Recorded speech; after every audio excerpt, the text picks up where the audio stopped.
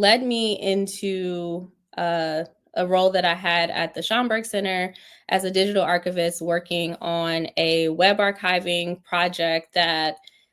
ultimately aimed to sort of draw through lines between scrapbooking practices and clippings practices that Black librarians have done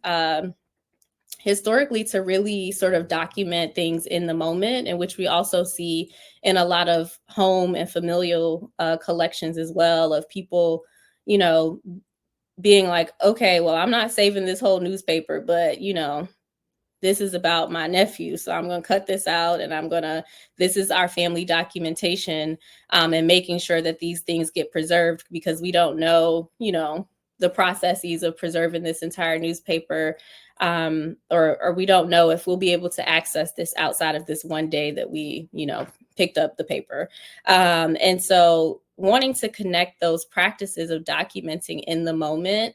and recognizing that, before this makes it into a book, before this, becomes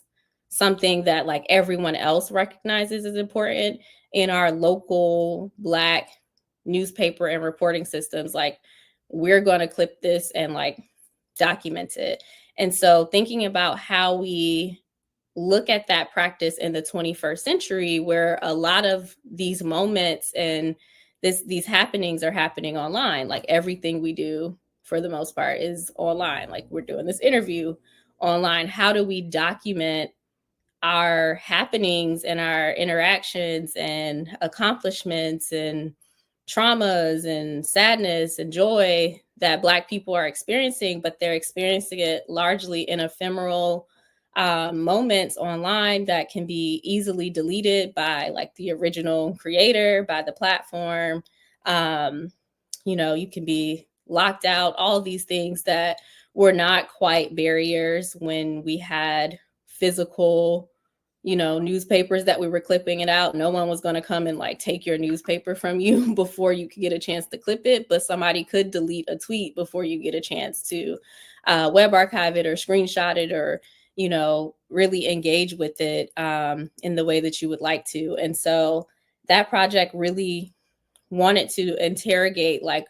and explore what does it mean for like Black collecting institutions to be doing web archiving in order to continue the role that like neighborhood Black libraries have always had in documenting the communities immediately surrounding it and documenting the Black community at large. And so that project produced the hashtag Schomburg syllabus, which sort of explored all of these topics through hashtag syllabi, which have been created over the last couple of years online as resources for, contextualizing things like police brutality and sort of hate crimes and all of these things that the Black community experience and have been experiencing, but wanting to create context for our youth, for people who are just looking to do more research. And so created the hashtag Schomburg syllabus, which preserves these online syllabi, which are themselves ephemeral and can disappear, if people delete them or what have you, but also celebrates sort of this legacy of practice in Black